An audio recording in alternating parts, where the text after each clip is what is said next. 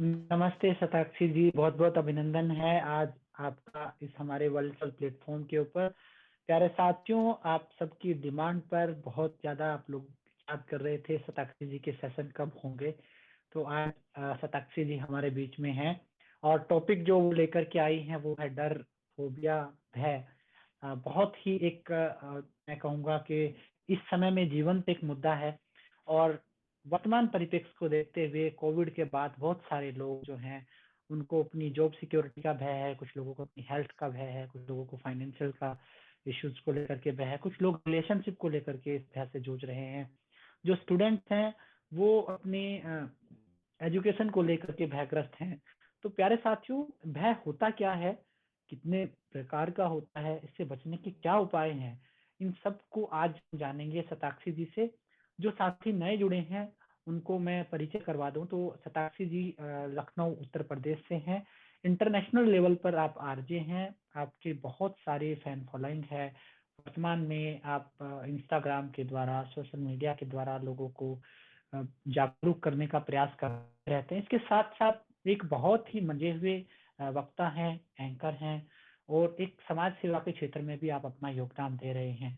साथ ही आप reiki grand master हैं, होपोनोपोनो टेक्निक के आप एक्सपर्ट हैं और इसके साथ साथ न जाने कितनी ही विधाएं हैं जिनके बारे में भी मुझे भी जानकारी नहीं है। धीरे धीरे चीजें अभी मुझे भी पता लग रहा है मैडम के बारे में। तो प्यारे साथियों, आज हम जानेंगे कि भय क्या है, किस प्रकार से इसे बचा जा सकता है।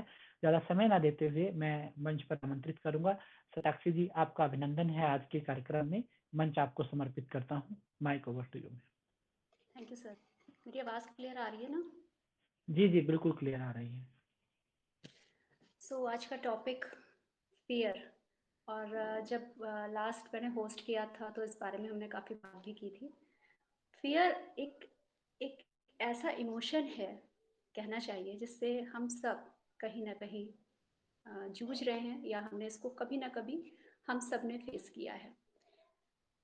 अगर नॉर्मल लेवल पे है, बहुत अच्छी बात है, होना भी चाहिए, ज़रूरी भी है। आज हम डिस्कस करेंगे कि फियर होना क्यों ज़रूरी है, उस पर भी हम बात करेंगे। लेकिन अगर ये डर, ये फियर जो है, ये आपका बढ़ जाता है, अगर एक हाई लेवल पे पहुंच जाता है, तो साइकोलॉजी की भाषा में बात करूं तो ये आपकी पर्सनालिटी को दबा देता है। आप बात नहीं कर पाते, आप में स्टेज फियर हो जाता है। चार लोगों के बीच आप बैठेंगे, आप अपने आप को एक्सप्रेस नहीं कर पाएंगे।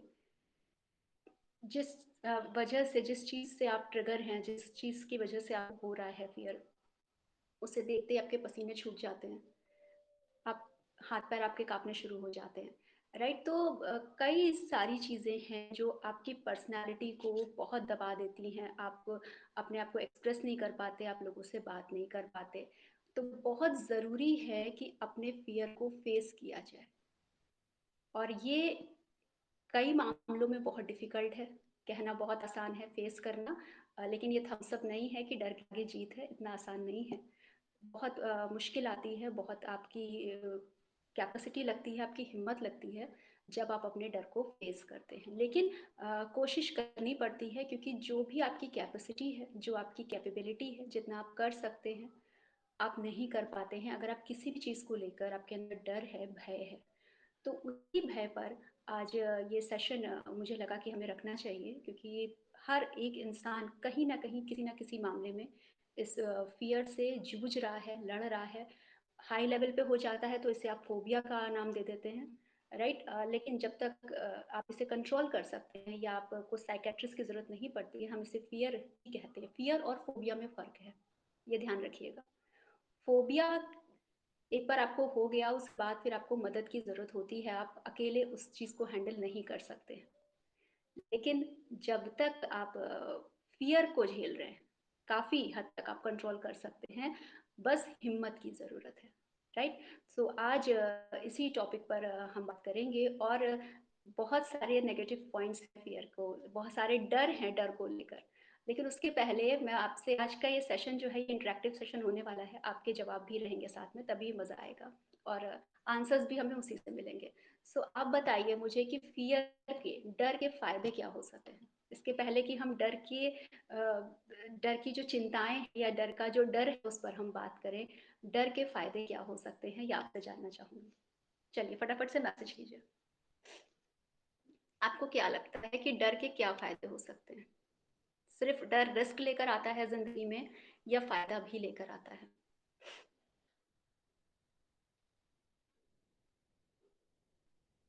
अक्षरा जी, फायदा बताइए।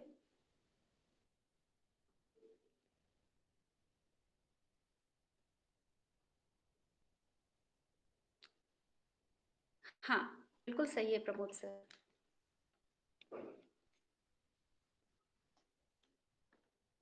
सपोज आपकी जॉब बाहर लगी है, राइट? आप एक शहर से दूसरे शहर मूव करने की बारी आती है, आपकी अच्छी जॉब है, सब कुछ अच्छा है, लेकिन जब अपने शहर को छोड़ के बचाव कैसे करेंगे उस पर हम आएंगे, अभी उस पर भी हम बात करेंगे।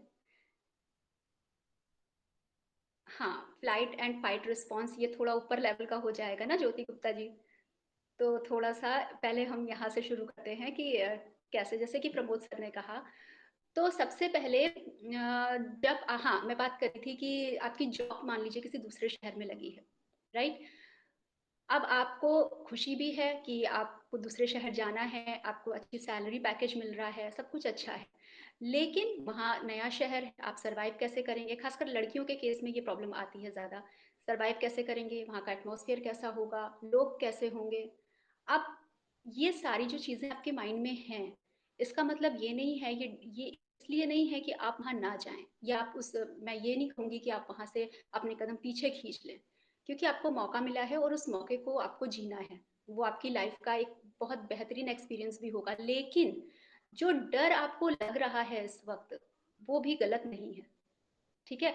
वहाँ पे अगर आपको ये डर है कि आप सर्वाइव कैसे करेंगे, वहाँ पे अनजान लोग हैं, तो ये सारी चीज़ें जो आपके माइंड में आ रही हैं, ये भी गलत नहीं है, अपनी जगह बिल्कुल सही है, कि वहाँ पर आप किसी को नहीं जानते, धीरे-धीरे आपकी जान-पहचान होगी, हर जगह होती है। लेकिन जब आप वहाँ जाएँगे तो आपको कैसी चीज़ मिलेंगी, कैसा एटमॉस्फेयर मिलेगा, वो जो एक डर है, वो अपनी जगह गलत भी नहीं है, पहली बात। दूसरी बात, डर जो है वो आपको संकट से बचाता है। बच्चों के केस में अगर बात करें तो आप सबने अपने बच्चों से, अपने कज़न से, अपने भाई-बहनों से ये ज़रूर कहा होगा, जब वो बहुत छोटे होते हैं कि नहीं-नहीं आग को मत छूना, जल जाओगे, है ना? लेकिन बच्चे को क्या कभी समझ में आता है कि आग को नहीं छूना, जल जाओगे? हल्का-सा भी वो जब कभी इतना भी जल जाता है ना, फिर उसको समझ में आता है, वो उसको देखते ही दूर भागेगा। तो जो डर है वो आपको आने वाला जो बड़ा हादसा हो सकता था उसके साथ, वो छोटी सी जलन ने या छोटी सी जो वो जला, उसने उसको बता दिया कि बेटा इसके पास नहीं जाना है, ये डरावनी चीज है, या ये आपको परेशान कर सकती है, आपको दर्द दे सकती है, आपको जला सकती है। कई बारी आप लोगों को समझाते हो, बच्चा हो या फिर किसी भी एज ग्रुप का इंसान हो, आप समझाते हो, कई बार उसको समझ में नहीं आता है, लेकिन जब वो चीज़ फेस करता है, उस चीज़ से गुजरता है, कहते हैं ना ठोकरें इंसान को चलना सिखाती हैं। जब इंसान गिरता है, संभलता है, तब उसे समझ में आता है कई बार कि इस रास्ते हमें नहीं जाना है। तीसरा सबसे इम्पोर्टेंट पॉइंट, आपको हाई रिस्क से बचाता है डर। अभी मैं आपसे कहूँ आप जाके 20वीं मंजिल से कूद जाइए, तो आप कूद जाएँगे। बहुत सारे लोग जोश में चले भी जाएँगे, लेकिन जब आप 20वीं मंजिल से नीचे देखेंगे, तो आपको समझ में आ जाएगा बेटा मेरे बस का नहीं है, देखने के बाद ही, है ना? और डर ना हो तो क्या होगा, आप जाकर के सीधे छलांग लगा देंगे, आप कूद जाएँगे। तो डर जो है वो आपको हाई रिस्क से बचाता है, आपको फूँक-फूँक के कदम कैसे रखना है ये आपको सिखाता है। तो डर हमेशा बुरा नहीं होता है, डर अच्छा भी होता है, लाइफ़ के लिए ज़रूरी भी होता है, और इसीलिए डर को एक इमोशन की कैटेगरी में भी डाला गया है, ज़रूरी है ज़िंदगी के लिए। कितना दिखाना है, कितना आपके लिए सही है, कितना आपके लिए गलत है, वो मैटर करता है, राइट? नेक्स्ट जो पॉइंट है जिसमें आपको फिर से पार्टिसिपेट करना है, आप ये बताइए कि डर की लिस्ट कौन-कौन सी हो सकती है? किस-किस चीज़ तरह का डर हो सकता है?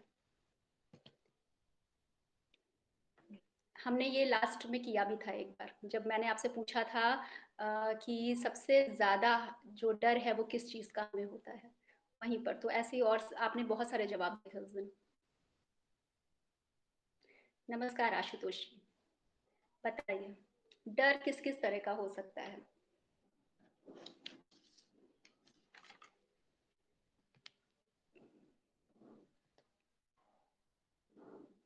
फियर ऑफ फेलियर, रिलेशनशिप खोने का डर, फेलियर्स का डर। सबसे बड़ा डर किस चीज का है? अच्छा, हाँ, पानी से डर। पानी से बेसिकली फोबिया होता है नरेश जी, है ना। जिसको अगर पानी से डर है, वो बच्चे को अगर छोड़ दें तो ज्यादातर फोबिया होता है फिर। हाइपर एंजाइटी की प्रॉब्लम, आग पानी हाइट। सबसे बड़ा डर fear of death, Jyoti ma'am. सबसे बड़ा डर जो है वो जीव जंतु हो, मनुष्य हो, कोई भी हो, मृत्यु का डर है। सबसे बड़ा डर। डर बहुत सारे हैं, हम बहुत सारी बात भी करेंगे, लेकिन सबसे बड़ा डर जो है वो मृत्यु का डर है। कोई कितना भी बहादुर हो, कितना भी बहादुर हो, जब उसके सामने मृत्यु आती है या मृत्यु का संकट आता है, एक बार वो भी पीछे हो जाता है। राइट। ये एक डर ऐसा है कि आपका अस्तित्व मिट जाएगा, आप पूरी तरह से इस दुनिया से समाप्त हो जाएंगे। आप ही के घर वाले आपको, है ना, बहुत देर तक नहीं रखना चाहेंगे। ये जो डर है, इससे बड़ा डर और कोई नहीं है। सबसे बड़ा डर मृत्यु का डर है। और ये हर इंसान में सिर्फ नहीं होता है, जीव जंतुओं में होता है, सब में। जितने तरह के जीव हैं सब में ये भय जो है, मृत्यु का भय, ये सब में होता है। नेक्स्ट जो डर है, दूसरा इंपॉर्टेंट डर है, वो है बुढ़ापे का डर। हम सबको अपनी काया से बहुत प्यार है ना। सब दिन में 10 बार मिरर देखते हैं, मिरर देख के ही घर से निकलते हैं। हम कैसे लग रहे हैं, ये हमारी मतलब जिंदगी है कहना चाहिए। हाँ, तो ये हमारी जिंदगी है कहना चाहिए, ना कि हम कैसे लग रहे हैं। अब जब आप सोचें कि बुढ़ापे में आपकी काया कैसी होगी, सोचना नहीं चाहता कोई। मैंने उस दिन एक गाना सुनाया था ना आपको, लड़कपन लड़कपन खेल में खोया, जवानी नी भर सोया और बुढ़ापा देख के रोया। राइट। सो जब भी बुढ़ापे का जिक्र भी आता है, आपसे कहा जाए कि भैया उम्र ढल रही है, तो आप सोच में पड़ जाते हैं। आप ये कभी एक्सेप्ट नहीं करना चाहते कि उम्र ढल रही है हमारी।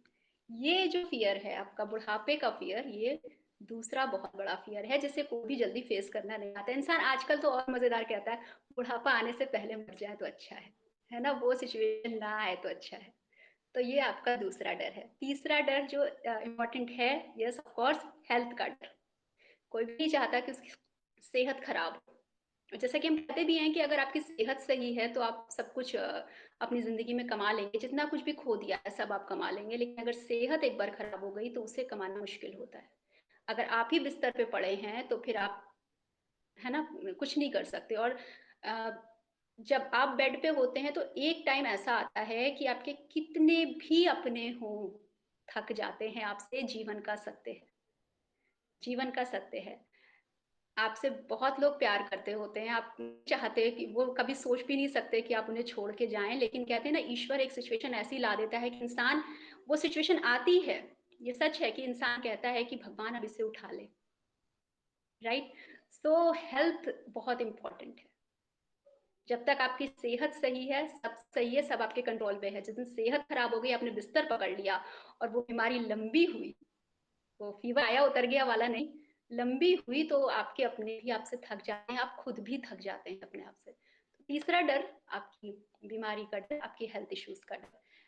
नेम फेम पोजीशन, ये जो है, ये अगर किसी के पास है तो चला जाएगा। ये डर सोच के वो इंसान जो है आज को अपने जी नहीं रहा है।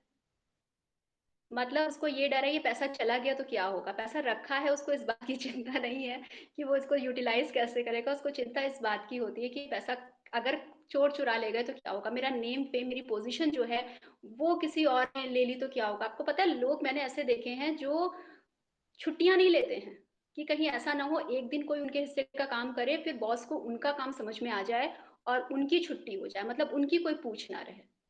इस चक्कर में वो छुट्टियां नहीं लेते हैं, वो अपना काम किसी को देना नहीं चाहते। हम कहते हैं ना कई बारी कि बहुत सारे लोग ऐसे होते हैं जो बहुत सारी चीजों को मैं ही करूं वाले होते हैं ना, मतलब मुझे दे दो मैं कर लूंगा। बहुत सारे लोग ऐसे होते हैं। तो उनका रीजन, उनके आप रूट्स में जाओगे तो उनका रीजन, उनका ये फियर ही होता है कि ऐसा ना हो कि मतलब ये काम किसी और ने कर दिया, फिर धीरे-धीरे मेरी वैल्यू कम होने लग जाए। उसके पीछे का कारण ये होता है।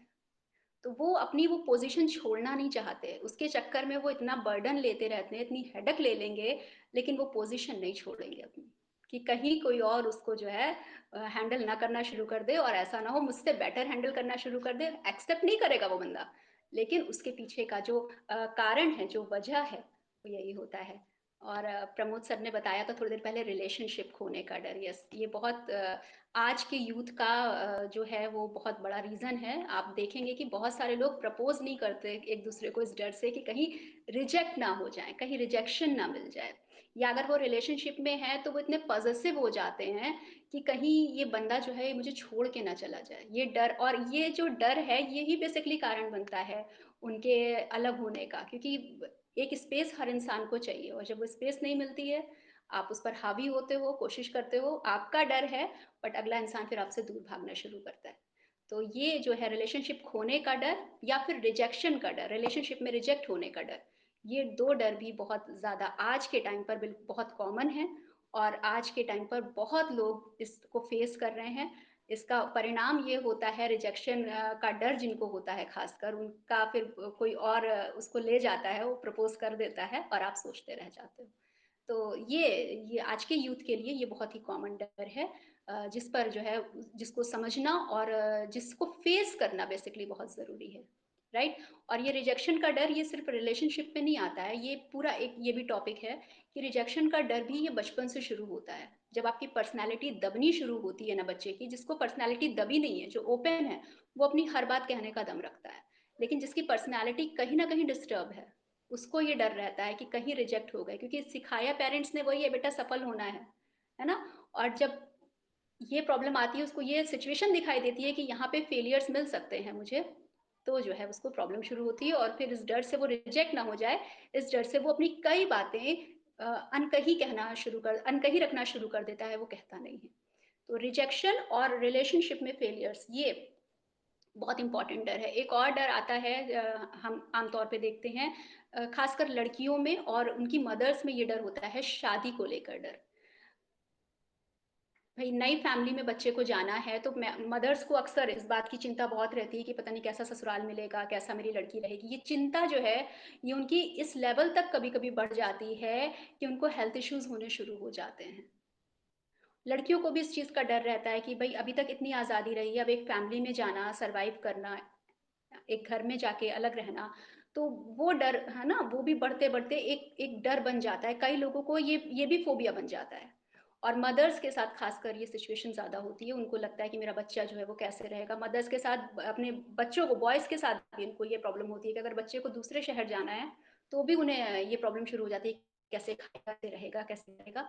तो ये जो है, ये भी एक सिचुएशन है डर की, जो कॉमन तौर पे हम देखते हैं कि हर दूसरे तीसरे इंसान में ये जो डर है, ये आपको देखने को मिल जाते हैं। तो ये वो सारे डर की लिस्ट थी जो हम कह सकते हैं कि एक तरह से कॉमन लिस्ट है, और लगभग सब हम में से सब फेस करते हैं इसे। अब एक टॉपिक और आता है, एक बात और आती है इनफैक्ट, कि जब आप किसी टफ सिचुएशन में होते हैं, तो सारी कॉमन बातें हो गई। जब आपने किसी टफ सिचुएशन को फेस किया होता है, जब आपने किसी फेलियर को फेस किया होता है, या एक ऐसी सिचुएशन जिससे आप बहुत मुश्किल से बाहर निकलते हैं, तो आप, हो सकता है कि उस सिचुएशन से आज बाहर आ गए हैं, आपकी लाइफ में वो सिचुएशन नहीं है, आपने उससे कोप अप कर लिया है, आप उससे बाहर निकल चुके हैं, लेकिन अ, इतनी मुश्किल आपने उसमें झेली है, आप इतना परेशान हुए हैं, आपने बहुत स्ट्रगल किया है उसमें, तो वो सिचुएशन तो आपकी ज़िंदगी में नहीं है, लेकिन अभी भी आप ट्रिगर हो रहे हैं उससे, अभी भी आप परेशान होते हैं उससे, अभी भी आपके अंदर जो है वो एक पोस्ट ट्रॉमा के तौर पे वो मौजूद है, राइट? अ, अब इसमें होता क्या है कि आपने एक्सेप्ट कर लिया कि भई अब मेरी ज़िंदगी में नहीं है, लेकिन आपका ब्रेन जो है, उसके फंक्शंस जो हैं, वो एक्सेप्ट नहीं कर रहे हैं। क्योंकि ब्रेन अभी उस ट्रॉमा से गुज़रा है, और वो सिचुएशन जो आपकी पोस्ट ट्रॉमा सिचुएशन है, वो अभी भी ब्रेन आपका कह रहा है कि नहीं, अभी सब कुछ खत्म नहीं हुआ है, अभी भी आप, जब वो चीज़ें आती हैं या वो मेमोरीज़ आपको याद आती हैं, आप उतना ही डरते हैं, आप उतना ही सिचुएशंस वो सारी आप अपनी आंखों के सामने खड़ी कर लेते हैं, आप उतना ही परेशान होते हैं, राइट? आपको पसीना छूट जाता है वो चीज़ें याद करके। फियर ऑफ फेसिंग इंटरव्यू, हाँ, वही रिजेक्शन में ही आ गया ना ma'am. Fear of facing interview तो आपका रिजेक्शन में आ गया, वहीं पर आपको सारा ये एहसास हो जाता है कि बेटा अगर रिजेक्ट हो गए तो क्या होगा। इंटरव्यूज का डर बेसिकली क्यों होता है? इसीलिए तो होता है कि हम या तो हम प्रिपेयर नहीं हैं, और प्रिपेयर नहीं है तो मुझे लगता है डर कभी नहीं लगेगा आपको। डर तब लगता है जब आप प्रिपेयर होते हैं लेकिन आपको ये डर है कि आप रिजेक्ट हो जाएंगे, राइट? सो रिजेक्शन के डर में ही आपका ये फेलियर्स का डर और ये फेसिंग ऑफ इंटरव्यू डर, ये जितने भी टाइप के फियर हैं, ये तभी आपको आएंगे जब आपको रिजेक्शन का डर होगा। अगर आपके साथ ये सिचुएशन होगी, होगा तो होगा, नहीं होगा तो नहीं होगा, राइट? तो आपको कभी इंटरव्यू से डर नहीं लगता है, ये मेरा पर्सनल एक्सपीरियंस है, कभी डर नहीं लगता। अगर आप एक जॉब कर रहे हो और आप दूसरी जॉब के लिए इंटरव्यू दे रहे हो तो आपको कभी डर नहीं लगेगा, बिकॉज आपको पता है कि ये ना हुआ तो ना सही, मेरे पास एक नौकरी है। डर उसे लगता है जिसके पास नौकरी नहीं है और वो इंटरव्यू देने जाता है, तो अगर मुझे ना लिया तो क्या होगा, है ना? तो ये वो वाला डर है। तो आपका जो ब्रेन है वो बेसिकली एक्सेप्ट नहीं करता कि आप अब उस सिचुएशन से निकल चुके हैं। अब आप जब भी उन मेमोरीज को याद करते हो, ये खासकर जब आपका ब्रेकअप होता है ना, या फिर घर में किसी की डेथ होती है, या आपका बिजनेस डूब गया हो, आपने कोई बहुत बड़ा फेलियर फेस किया हो लाइफ में, तभी सिचुएशन आप देखेंगे कि वो सारी मेमोरीज जब याद आती हैं तो आप पसीने पसीने हो जाते हैं, आपको समझ नहीं आता, आपका ब्रेन काम करना बंद कर देता है। क्यों? अब वो चीज़ें आपकी ज़िंदगी में नहीं है, लेकिन वो मेमोरीज ब्रेन में अभी तक स्टोर हैं और वो आपको परेशान कर रही हैं। तब यहाँ पर आपका काम आता है वही ईएफटी, और सबसे ज़्यादा ईएफटी से भी ज़्यादा मैं कहूँगी एनएलपी, न्यूरो लिंग्विस्टिक प्रोग्रामिंग जो है, वो आपके यहाँ पर काम आती है, जिसको आप काउंसलर के पास जाने की आपको ज़रूरत ज़रूर पड़ती है इस केस में। न्यूरो लिंग्विस्टिक प्रोग्रामिंग जो है वो बेसिकली ब्रेन की प्रोग्रामिंग होती है, जिससे जो है आपकी बहुत सारी चीज़ें, बहुत सारी सिचुएशंस में, सिर्फ फियर्स में नहीं, बहुत सारी सिचुएशंस में आपकी ब्रेन की प्रोग्रामिंग करके उस चीज़ को निकाल के आपको वापस उस सिचुएशन से निकालने की कोशिश जो है वो काउंसलर करता है। तो ये एक तरह का फियर ये भी है जिस पर बात करनी ज़रूरी है, और जिसका जो है अगर आपकी ज़िंदगी में जो टिक के रह जाए तो फिर वो आगे आपको नुकसान दे सकता है ना। एक और सिचुएशन कि क्या हम जो डर फेस कर रहे हैं उसका कुछ भी संबंध हमारी पास्ट लाइफ से हो सकता है? क्या लगता है, हो सकता है कि नहीं हो सकता है? हम आज जिस डर को जी रहे हैं, अभी तो हमने नहीं फेस किया, कभी कई बार ऐसा होता है, हम सोचते हैं कि यार हमने तो कभी इस डर को फेस नहीं किया, ऐसा तो कभी मेरे साथ नहीं हुआ, फिर ऐसा क्यों है कि मुझे डर लग रहा है? यस, डेफिनेटली आपका जो डर है उसका रिलेशन या उसका कनेक्शन जो है वो आपके पास्ट लाइफ से बिल्कुल हो सकता है, और उसके रीजंस ये हैं कि जब आप इस दुनिया से जाते हैं तो कहते तो हैं कि आप कुछ नहीं लेके जाते, कुछ नहीं लेके आए थे, कुछ नहीं लेके जाते, बट बेसिकली मैं सच बताऊं, आप लेकर भी आते हैं और लेकर भी जाते हैं। आप अपने कर्मों को लेकर आते हैं और कर्मों को ही लेके जाते हैं, उनके इम्प्रिंट्स जो हैं वो आप लेके जाते हैं अपने साथ, राइट? सो जब आप अपने इम्प्रिंट्स लेकर के जाते हैं, बहुत सारी मेमोरीज आपकी आत्मा में स्टोर हो जाती हैं, आप उन्हें लेकर जाते हैं, तो नेचर कभी आपको ये परमिशन नहीं देता कि आप उन चीज़ों को याद रखें, लेकिन वो इम्प्रिंट्स जो हैं वो आपके साथ रहते हैं और उनको लेकर के आपको फियर फील होता है। आपको समझ में नहीं आता कि मुझे डर क्यों लग रहा है, बट बेसिकली रीज़न ये है कि वो इस ज़िंदगी से आपकी जुड़ाई नहीं है, हो सकता है पिछली पिछली से पिछली आपकी ज़िंदगियों से वो जुड़ा हुआ है। तो आपको अपने जन्म की पिछला जन्म जो था उसकी पूरी डिटेल याद ना रहे, ना सही, लेकिन कहीं न कहीं आपके जो सोल है उसमें स्टोर रहता है, और वो जो है वो आपको परेशान करता है। आप कई बार सोचते हैं, आप बच्चों के केस में कई बार सोचते हैं कि मेरे बच्चे के साथ ऐसा क्यों हो रहा है? मेरी नज़र में तो इसके साथ ऐसा कभी नहीं हुआ।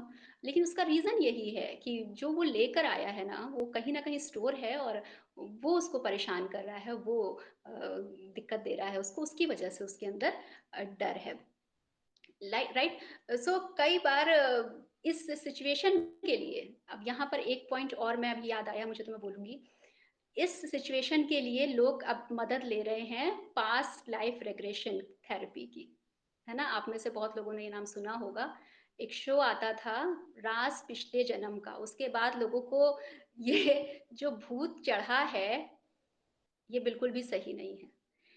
कभी भी अपनी पुरानी लाइफ को छेड़ना सही नहीं है। आपको नेचर ने इस बात की परमिशन नहीं दी है और अगर आप करते हैं तो बहुत गलत बात है। एक ऐसा कोई पॉइंट आता है जब काउंसलर को, साइकियाट्रिस्ट को ये लगता है कि आपको यहाँ पर जाना चाहिए, बहुत रिस्क के साथ, तब वो ये रिस्क लेता है। और आजकल आप यूट्यूब पे कई बारी देखेंगे कि हम सिखा देते हैं, हम हिप्नोथेरेपी सिखा देते हैं, हम पास्ट लाइफ रिग्रेशन सिखा देते हैं या फिर हम हिप्नोटाइज करना सिखा देते हैं। देखिए, हिप्नोटाइज जब इंसान होता है या पास्ट लाइफ रिग्रेशन में जाता है तो कई बारी ऐसी चीजें निकल करके आती हैं जिनको लेकर वो शेमफुल होता है।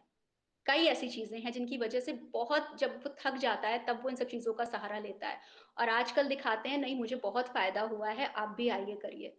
कोई भी इंसान आप मुझे बताइए जिसका कुछ ऐसा पास्ट है जो उसे किसी के साथ शेयर नहीं करना है, वो स्क्रीन पर आकर क्यों बोलेगा? ये एक बहुत ही प्राइवेट चीज़ है। एक डॉक्टर के लिए भी जो उसको डील कर रहा है और एक पेशेंट के लिए भी। वो नहीं चाहेगा कि उसका पास्ट लाइफ कोई भी जाने। कई बारी चीज़ें, ये सारी चीज़ें ऐसी ही चीज़ों के साथ जुड़ी होती हैं। तो बिल्कुल भी कभी भी किसी के भी कहने से, और दूसरी इम्पोर्टेंट बात जो कहते हैं हम ऑनलाइन सिखा देते हैं। हिप्नोथेरेपी, पास्ट लाइफ रिग्रेशन, ये थेरेपीज़ ऐसी हैं जिन्हें आप कभी ऑनलाइन नहीं सीख सकते। कैसे सीखेंगे? आप सोच कर देखिए आप कैसे सीखेंगे और वो क्या सिखाएँगे आपको वीडियोज़ में, राइट? तो हाँ, तो जो है वो बिल्कुल भी ये बहुत रिस्क वाला काम है और कभी भी इनकी तरफ आपको नहीं जाना है। आपको इनकी तरफ जाना है कि नहीं, ये काउंसलर का डिसीज़न होता है। इसकी प्रॉपर पढ़ाई होती है, 4 महीने के हिप्नोथेरेपी के कोर्स से ये कभी नहीं आता।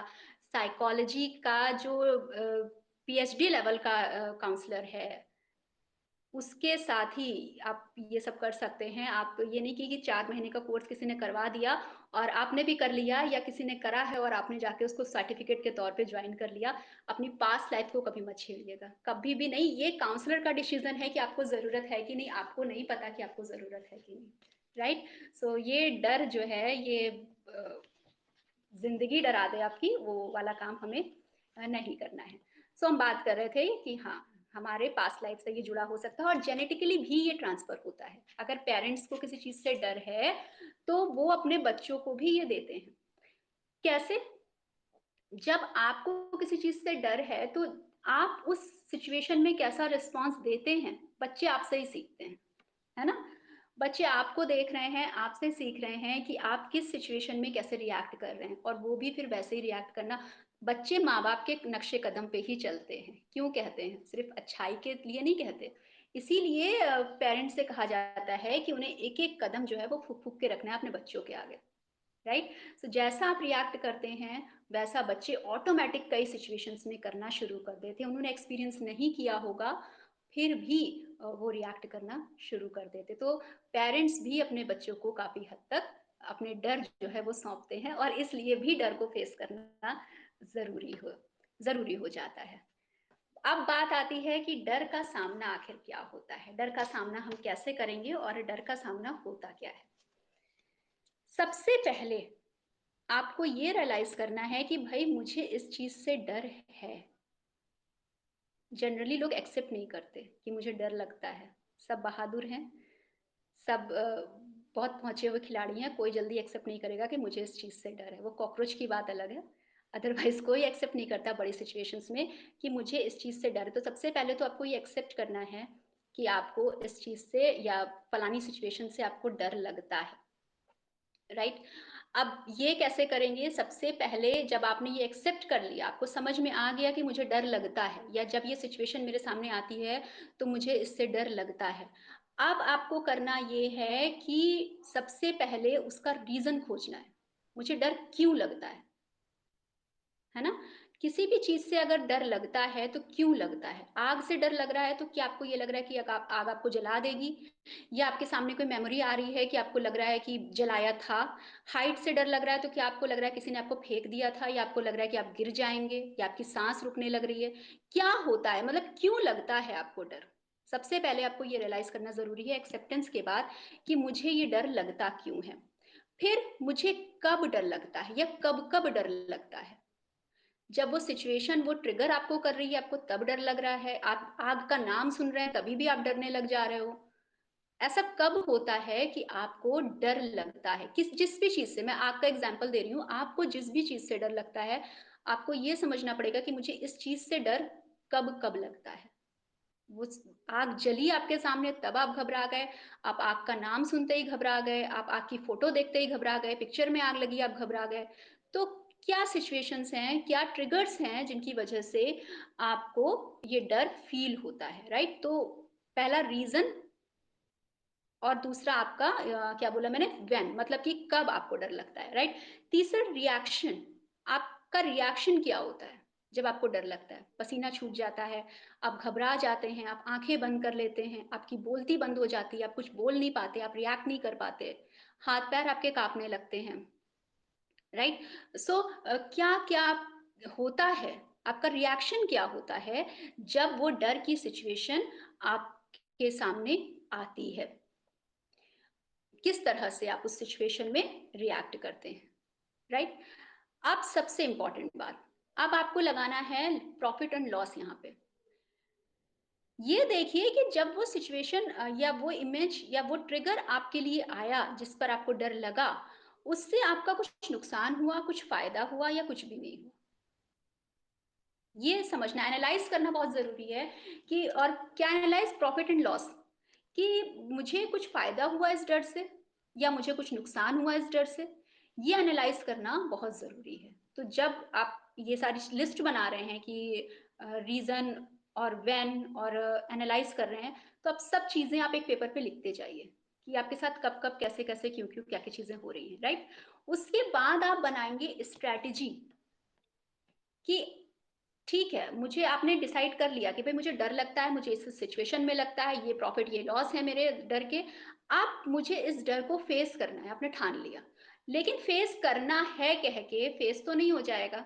किसी बंदे को डर लग रहा है, हम उससे, उसको पानी से डर है, हम उसको पानी के आगे ले जाएं, हम नदी के आगे खड़ा कर दें, बोले मारो डुबकी, तो वो बेचारा खर्च हो जाएगा, है ना, सीधी भाषा में। तो वो हमें नहीं करना है। आपको बनानी है उसके लिए स्ट्रैटेजी, क्योंकि अभी आप किसी काउंसलर के साथ काम नहीं कर रहे हो, आप अपने ऊपर इंडिविजुअल काम कर रहे हो। तो बहुत सोच के आपको, है ना, और ये सारी चीजें आपको हल्के फेयर में यूज करनी है, फोबिया में यूज नहीं करनी है। फोबिया एक अलग लेवल की चीज हो जाती है, वो डर के ऊपर चला जाता है। ठीक है, तो स्ट्रैटेजी बनाएंगे कि अब ये सिचुएशन अगर मेरे सामने आई तो मैं कैसे रिएक्ट करूं, या मैं कैसे इस सिचुएशन से निकलूं, या मैं कैसे इसे फेस करूं। मतलब आपकी स्ट्रैटेजी आपने क्या तैयार की है, कि आप पलंग के नीचे घुस जाएंगे जब आपके आगे आग आएगी या वो ट्रिगर आएगा, जिस भी चीज से आपको डर है उसका सामना आपको करना होगा, आप क्या करोगे? आपकी नजर में आप क्या करोगे? अब आप किसी से सलाह लेने नहीं जा रहे हैं, आपको ये अपने अपने लिए बनाना है, अपने आप बनाना है कि आप उस सिचुएशन से निकलने के लिए आप क्या करेंगे। और जब अब आपकी लाइफ में वो सिचुएशन आती है, आप उस स्ट्रैटेजी को फॉलो कीजिए कि ये मेरे लिए कितनी कारगर है। और ये एक बार में नहीं होगा कभी भी, ये आपकी प्रैक्टिस है, इसकी प्रैक्टिस आपको बार बार करनी पड़ेगी। अपनी स्ट्रैटेजी को आपको बार बार फॉलो करना पड़ेगा अपने डर को जीतने के लिए, अपने अपने डर पे जीत हासिल करने के लिए, उसको हराने के लिए। ये सारी चीजें हैं, ये जो आपको बार बार दोहरानी पड़ेंगी, आपको बार बार करनी पड़ेगी। डर जब भी लगे, आपकी स्ट्रैटेजी जब काम ना करे, तो ये समझ जाइए कि अब आपको काउंसलर की जरूरत है। वो वहां पर ऐसे ही नहीं बैठे हुए हैं। ये छोटी मोटी चीजों के लिए, आपके छोटे मोटे रोजमर्रा के हालात के लिए ये अच्छी हैं, लेकिन जब एक सिचुएशन ज्यादा बढ़ जाती है तो फिर हमें उस डिपार्टमेंट में जाना पड़ता है।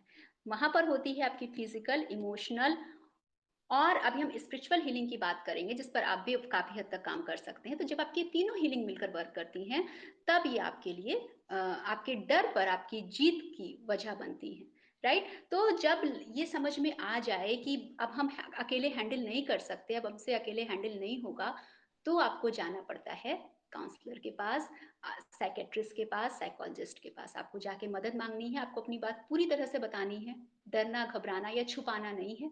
डॉक्टर्स हैं और उनसे आपको जाकर अपनी पूरी बात कहनी है। ठीक है? तो जहाँ पर एक हिंदुस्तान में ये खासकर प्रॉब्लम है मेंटल हेल्थ की। जब हम बात करते हैं, अपने फ़ियर्स की बात करते हैं, अपने इमोशंस की बात करते हैं, तो हम अपने इमोशंस को मन में बहुत दबा के रखना चाहते हैं। हम इंडियंस बहुत जल्दी अपने इमोशंस पर बात नहीं करते हैं, किसी भी तरह का इमोशन, पॉज़िटिव हो, नेगेटिव हो, कैसा भी हो। तो बात करनी बहुत ज़रूरी है। आप जब तक करेंगे नहीं बात, तब तक आपका इश्यू जो है वो सॉल्व नहीं होगा। तो कई बारी लोग सोचते हैं कि अरे डर मेरा ये तो बहुत छोटा-सा डर है, ये तो बच्चों में डर होता है, मैं कैसे कहूँ? आपको पता है बहुत सारे लोगों के साथ में सिग्नेचर इश्यूज़ आते हैं, मतलब वो जितनी बार सिग्नेचर करेंगे ना, उतनी बार उनके सिग्नेचर डिफरेंट आते हैं। और इसकी वजह जो है वो इनर चाइल्ड हीलिंग का उनका डर है। इनर चाइल्ड जो है वो आपका डिस्टर्ब होता है, जिसकी वजह से आप जितनी बार भी सिग्नेचर करोगे, आपके सिग्नेचर हमेशा अलग आते हैं। तो बहुत ज़रूरी है कि उस इश्यू को सॉर्ट आउट किया जाए। अब छोटी-छोटी चीज़ें आप पकड़ नहीं पाते हैं कभी-कभी। वो आपका जो डॉक्टर बैठा हुआ है, वो उस पर काम करेगा, राइट? एक पॉइंट ये भी बचता है कि कई बार पेरेंट्स अपने बच्चों को, जो हम पेरेंट्स की बात करें कि पेरेंट्स का क्या योगदान है या पेरेंट्स बच्चों के डर को कैसे दूर कर सकते हैं, क्योंकि देखिए डर बेसिकली बचपन से घर करता है। बड़े होके डर जो है वो फेलियर्स के थ्रू एक बार आ जाता है, लेकिन कई बार पर्सनालिटी डिस्टर्बेंस जो है वो बच्चे का बचपन से होता है। तो सबसे पहली चीज़ तो एक ये आती है कि बच्चे ने कुछ भी अच्छा क्रिएटिव किया, आपने उसको झट से डाँट दिया, "ये क्या बनाया है तुमने? ये क्या किया है तुमने? ये कैसा सवाल पूछा है तुमने?" बच्चा बेचारा काँप जाता है, उसको लगता है कि बहुत ही गलत हो गया। अब वो अपनी बात को कहने में डरने लगता है। अपनी बात पर बात करने में डरने लगता है, क्योंकि उसको लगता है कि कहीं मैंने गलत तो नहीं कह दिया कुछ, कहीं मैंने गलत काम तो नहीं कर दिया कुछ, राइट? सो बच्चे को अगर उसने कुछ गलत पूछा है या कुछ गलत किया भी है, तो आप उसे प्यार से समझाइए। ना समझाइए, मैं तो कहती हूँ, आप उसके सवाल का जवाब दीजिए, आप अपने तरीके से जवाब दीजिए। इसीलिए आप पेरेंट्स हैं, राइट? और दूसरी इम्पोर्टेंट बात जो हमने भी थोड़ी देर पहले भी डिस्कस की कि बच्चों में डर पेरेंट्स की वजह से आता है। ये बात आपको हमेशा ध्यान रखनी है। तो बच्चों के सामने आपको कैसे डील करना है कि वो बच्चों में ट्रांसफ़र ना हो, इस बात का आप ध्यान रखें। और जब एक लास्ट टॉपिक रह जाता है, जब आप अपने डर पर जीत हासिल करने की सोच चुके हैं, तो जैसा कि मैंने कहा कि आपकी स्पिरिचुअल हीलिंग बहुत वर्क करती है। तो थोड़ा-सा अपने आप को उधर भी आपको कनेक्ट करना पड़ेगा, क्योंकि जब आप स्पिरिचुअलिटी के साथ जुड़ते हो, तो आपको कई चीज़ें समझ में आती हैं। आप श्रीमद् भगवत गीता जब पढ़ते हैं, तो आपको समझ में आता है कि जब उत्तरा पर ब्रह्मास्त्र छोड़ा गया था, अभिमन्यु की पत्नी पर, तो उस वक़्त ब्रह्मास्त्र का ये सीन था कि ब्रह्मास्त्र से कोई बच नहीं सकता है, तो हम सभी जानते हैं। बट वहाँ पर भी भगवान श्री कृष्ण ने उत्तरा की मदद की, है ना? ये सारी स्टोरीज़ जब आपको जब इंद्र ने बारिश करवाई थी, वो बारिश जो पूरे गोकुल को डुबो देना चाहती थी, इंद्र का क्रोध जब था, तो कैसे भगवान श्री कृष्ण ने पर्वत उठा के उस बारिश को रोका। तो ये सारी स्टोरीज़ जो हैं, ये बेसिकली स्पिरिचुअल हैं, स्टोरीज़ हैं, लेकिन आपको एक सबसे बड़ी शिक्षा देती हैं कि आपका डर कितना भी बड़ा हो, आपके साथ अगर आपका डर है, तो ईश्वर भी खड़ा है। आप जिस भी ईश्वर में मानते हैं। ठीक है? तो स्पिरिचुअलिटी के साथ थोड़ा-बहुत कनेक्ट करना, जुड़ना, उसको समझना भी बहुत ज़रूरी होता है। तो जब आप रामायण पढ़ते हो, आप गीता पढ़ते हो, आप किसी भी तरह से स्पिरिचुअलिटी से कनेक्ट करते हो, तो आपके अंदर एक कॉन्फिडेंस आता है कि मेरे साथ अगर कुछ बुरा हुआ, तो मेरा विश्वास जो है ऊपर वाले पे, वो बचा लेगा। अब मतलब ये नहीं है यहाँ पर आप 20वीं मंजिल से छलांग लगा देंगे, ऊपर वाला बचा लेगा। है ना? मतलब ये है कि आप अगर अपने डर पर जीत हासिल करने की सोचते हैं, तो आपको वो पावर मिलती है कि आप उससे लड़ सकते हैं, आप उसे फेस कर सकते हैं। आपसे बड़ा आपका डर नहीं है। आपका साइज़ उस डर से ज़्यादा बड़ा है। आपको ये पावर मिलती है। तो ये आपकी काफ़ी हेल्प करती है ज़िंदगी में अपने डर पर जीत हासिल करने के लिए, अपने डर पर विजय प्राप्त करने के लिए, अपने डर को जीतने के लिए, राइट? सो ये आज का सेशन डर पे था, आपके सवाल। और हाँ, आप बहुत-बहुत धन्यवाद शताक्षी जी। और प्यारे साथियों, इसमें एक पेशेंट की तरह आज मैं भी बात करूँगा शताक्षी जी आपसे। ये जो आपने पास्ट लाइफ का बताया था, ये सेम ना, ये चोचलेबाज़ी मैं भी एक बार फँस गया था। मेरे हॉस्पिटल में एक बार कोई मेरे मित्र आए थे, तो उनके कोई जानने वाले जो पास्ट लाइफ का ये सब करते थे। तो मुझे लगा कि पता नहीं, तो जानते हैं भाई, हम भी 200 साल पहले मैं भी कुछ रहा हूँगा कहीं का महाराजा, तो पर पूछते हैं कहाँ के किंग थे हम। तो उन्होंने पहले हिप्नोटाइज करने की कोशिश किया, तो हिप्नोटाइज वो नहीं कर पाए। फिर उन्होंने बोला सर आपका ना थोड़ा कॉन्शियस लेवल अलग है, मैं हिप्नोटाइज आपको नहीं कर पाऊंगा, हम कल दोबारा प्रैक्टिस करेंगे। तो मैंने कहा ठीक है। तो अगले दिन वो कुछ पेंडुलम वगैरह और चीजें कुछ लेकर के आए, वो कुछ पूछते रहे।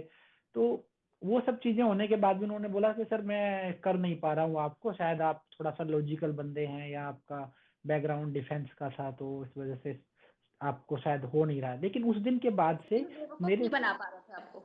हाँ, उस दिन के बाद से जो है मेरे साथ कुछ चीजें अलग घटने लगी। घटना से मतलब क्या है, मैं बहुत अच्छा स्विमर हूँ, स्विमिंग मुझे आती है, बचपन से कर रहा हूँ और मेरा शौक भी रहा है।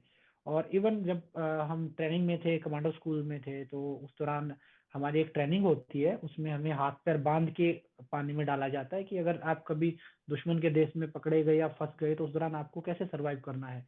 तो उसमें वो कई कई किलोमीटर तक आपको ऐसे तैराते हैं ताकि आपका डर से फोबिया, जो पानी का डर है, वो निकल जाए। लेकिन वो घटना के बाद से मैं ऐसा महसूस कर पाता हूँ कि मैं अनकंफर्टेबल हो जाता हूँ पानी में। जैसे मैं कुछ हर थोड़े थोड़े समय के बाद मैं ऋषिकेश जाता हूँ, क्योंकि मेरी सारी एजुकेशन वहीं से हुई है। तो मैं गंगा जी में मेरी आदत है कि मैं जा करके थोड़ा सा वहाँ गंगा के तट पे ध्यान करता हूँ और स्नान करता हूँ। लेकिन अब मैं 5 मिनट से ज्यादा पानी में नहीं रह पाता, मैं अनकंफर्टेबल हो जाता हूँ बहुत ज्यादा। और अभी जब मैं इंडोनेशिया गया था, तो मैं स्पेशली प्लान करके गया था कि मुझे स्कूबा डाइविंग भी करनी है और एक स्नॉर्कलिंग होती है कि वो भी करना है, जिसमें चश्मा लगा के आप पानी के अंदर मछलियों के बीच में होते हैं। तो मैं पूरा मन बना के, और मैं पहुंच भी गया था वहां, पर मेरा ना अंदर से हिम्मत ही नहीं हुई वो चीज करने की। और मुझे नहीं पता ये सब क्यों हो रहा है, लेकिन अ, आज भी तैर लेता हूँ, अच्छे से तैरता हूँ। और बहुत बार मैंने उस चीज को, यहाँ तक भी मैंने कोशिश की कि मैं जिस होटल में ठहरा था वहाँ आने के बाद मुझे लगा कि शायद मुझे कुछ डर है, तो मैं स्विमिंग पूल में नीचे जा करके कुछ देर में आंखें बंद करके बैठा रहा काफी देर तक, कि मुझे देखना है मैं कितनी देर तक सांस रोक सकता हूँ और क्या होता है। तो मैं स्विमिंग पूल में भी अनकंफर्टेबल था, जबकि मुझे पता था या मैं डूब नहीं सकता हूँ। पर उसके बावजूद भी ऐसा ऐसा नहीं होता कि डर है, डर नहीं है, अनईजी फील होता है। और हाँ, बहुत ज्यादा होता है, ऐसा लगता है ये जगह मैं छोड़ दूं, तुरंत यहाँ से चला जाऊं, बस मुझे यहाँ नहीं करना। और जैसे ही पानी से बाहर आता हूँ तो अच्छा लगता है, फिर से मन करता है चलो दोबारा कूदते हैं, दोबारा से छलांग मारते हैं। पर अब आप वो चीज नहीं है। तो इसके आपको बारे डर में क्या है? डर से, हाँ नहीं, जल से फियर हो गया, मतलब वाटर फियर हो गया आपको। तो सर हाँ, पूरा आपने पास्ट लाइफ किया था कि आप चले आए थे वापस? मैम उन्होंने ना लगभग 2 ढाई घंटे कोशिश की, तो उसमें कुछ हुआ नहीं। वो बोलते गए अब ऐसा सोचो, मतलब योग निद्रा जो हम कराते ना, वही था हाँ, वो। अब ऐसा सोचो, अब पीछे जाओ, तो ठीक है, मैं जितना पीछे मुझे मेमोरी याद थी मेरी उतना मैं गया, लेकिन कुछ ऐसा मुझे महसूस नहीं हुआ। मैंने आने के बाद कुछ वीडियोस देखे यूट्यूब के ऊपर कि पास्ट लाइफ के जो वीडियोस थे उस पे क्या, बाला में जो पीजीआई है, पीजीआई चंडीगढ़, उनकी भी एक स्टडी थी। और एक स्टडी जो है ये अमेरिका की एक यूनिवर्सिटी है पेंसिल्वेनिया, उन्होंने की थी। तो और इसके बारे में मैंने ओशो को भी पढ़ा। तो पास्ट लाइफ तो साइंटिफिक है, ये होता है, कोई दो राय नहीं है। ठीक है, पास्ट ये लाइफ धर्मों में होता है, देखोगे केवल। लेकिन 6 महीने हाँ, के कोर्स से नहीं होता है। आज हाँ, हर दूसरा इंसान डॉक्टर बन के बैठा हुआ है, वो पास्ट अच्छा, लाइफ। मैंने कहा ना, पास्ट लाइफ आपका होना है कि नहीं, ये आपके काउंसलर का डिसीजन है, आपका नहीं है कि जाएं करवा लें। ये प्रॉब्लम है। हाँ, नहीं, इसमें मैं हूँ कि जो वो स्टडी थी, उस स्टडी के अंदर अभी तक दुनिया के इतिहास में पहली बार टूल्स के साथ में महात्मा गांधी जब जीवित थे तब पास्ट लाइफ का एक पुनर्जन्म का, सॉरी पास्ट जी। लाइफ का नहीं, पुनर्जन्म का एक स्टडी हुआ था, जो साइंटिफिक स्टडी दुनिया के इतिहास में पहली ऐसी थी जिसमें गवर्नमेंट इन्वॉल्व हुई थी। तो महात्मा गांधी ने करवाई थी वो, एक लड़की की कराई थी जो दिल्ली के रेलवे स्टेशन, जो साइंटिस्टों ने उसको ऑटो उसमें रिक्शा में बिठा के छोड़ दिया था कि अब अपना घर आप खुद बताओ। तो वो पूरा एक दीवार के पास आके रुक गई थी और उसने बोला कि यहाँ के बाद मुझे नहीं पता, यहाँ पे मेरा घर होता था। तो कुछ बुजुर्ग बुलाए और उन्होंने बोला कि ये दीवार जो अभी निकाली गई है कुछ टाइम पहले, तो इसके आगे गली थी, वो गली को बंद कर दिया गया है। तो उसके बाद ले जाएगा तो उसने अपना घर पहचाना, अपने हस्बैंड को पहचाना, अपने बच्चों को। और एक जो अंबाला वाली स्टडी जो हुई थी उसमें ये भी हुआ था कि वो बच्चे को पिछले जन्म में गला घोंट के मार दिया। उसकी माँ को चुन्नी या शॉल से बार बार बोलता था आप मुझे मार डालोगे, आप मुझे इसको नहीं करना। तो वो चीजें वो बच्चा महसूस कर पा रहा था। और ऐसे ही कई सारी उन्होंने बताई, यहाँ तक कि एक टर्की, उसमें तो उस बंदे ने जाकर के, जिस व्यक्ति ने उसको मारा था वो उसके सामने जाके, दूसरे देश की घटना थी, वो पैदा किसी और देश में हुआ था, वो वापस से वहां गया जहाँ पे वो दबा हुआ था।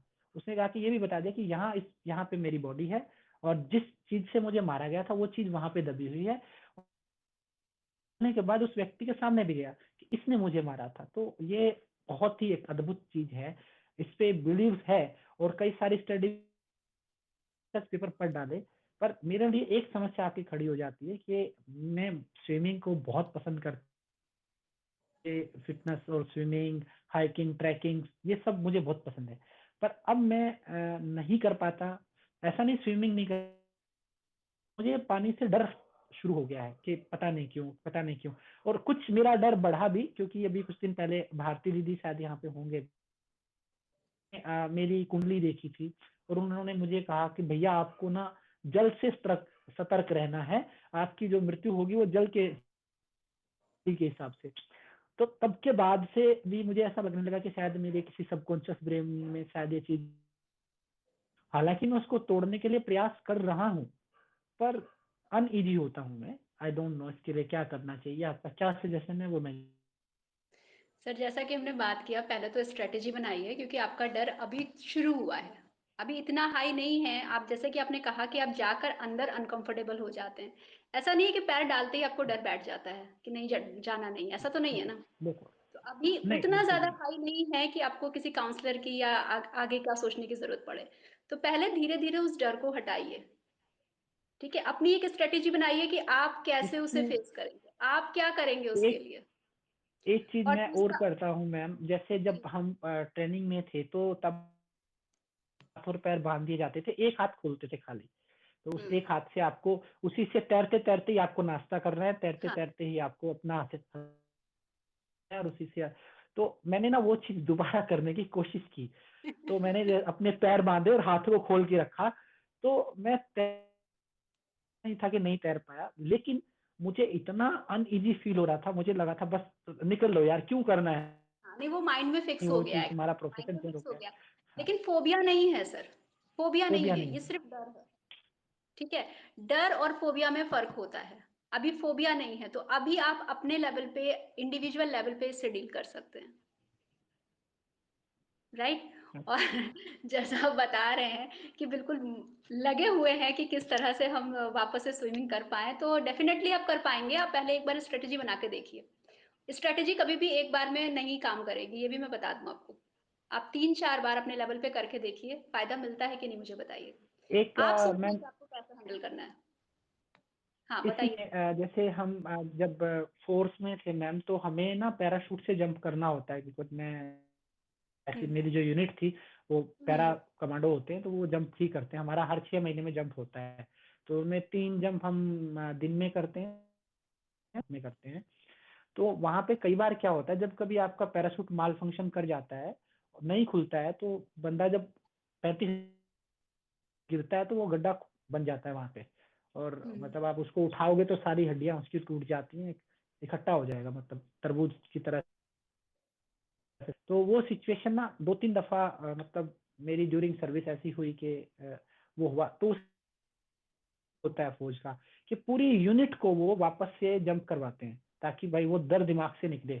तो पहले तो मैं, खैर जब मैं था क्या था, पहले सिमुलेटर नहीं होते थे, तो जो सीनियर लोग थे वो यही बोलते थे कि इसका तरीका यही होता है इसको जीतने का, कि बार बार उस सिचुएशन में जाएं, उसको वापस से आए। तो मैं इसीलिए वो सिचुएशन में बार बार करने की कोशिश कर रहा हूँ कि पानी में जाऊं, फिर कुछ देर रुकूं। लेकिन वही है, डर ये नहीं है कि मैं तैर नहीं, कि मैं मर जाऊंगा, डर ये भी नहीं है कि यार क्या हो जाएगा, सारी चीजें पता होते हुए भी, लेकिन एक अनईजी है, और ये रहता है कि यार ये जगह छोड़ दो, अभी यहाँ से चलो। हाँ हाँ। वही आपका ब्रेन आपको कह रहा है कि ये जगह छोड़ दो, यहाँ से चलो। आपका डर ही ये है। अब आपको ये करना है कि जैसे कि वो आपसे करवाते थे ना कि आपको बार बार वही चीज को करना है, करना आपको अभी भी वही है कि बार बार उसी चीज को करना है, लेकिन स्ट्रेटेजी के साथ, अभी आपको प्लानिंग के साथ करना है, क्योंकि आपको पता है कि सिचुएशन मेरे साथ आने वाली है। जब भी आप पानी में उतरेंगे आप अनईजी फील करेंगे, आपको पता है।